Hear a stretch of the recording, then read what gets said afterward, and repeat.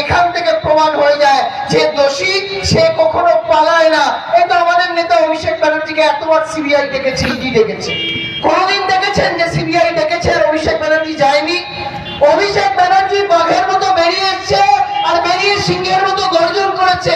আর একটা নবগ্রাম থানা ডেকেছে বলে বিশ্বগুরুর শিষ্য, বিশ্বগুরুর বড় নেতা, বিজেপির দালাল কার্তিক মহারাজ পই পই করে পালিয়ে গেছে কলকাতায়। বিজেপির নেতাদের পাজামা ধরে বলছে আমাকে বাঁচাও, আমাকে বাঁচাও। আমরা এমন সন্ন্যাসী চাই না। আমার বাংলায় সন্ন্যাসী মানে বিবেকানন্দ, আমার বাংলায় সন্ন্যাসী মানে রামকৃষ্ণ পরমহংসদেব। আমরা বিজেপি থেকে হিন্দু ধর্ম শিখব না। 21শে জুলাই মমতা বন্দ্যোপাধ্যায় যে বার্তা দেন। আমি আর একটা কথা বলে আপনাদের শেষ করব।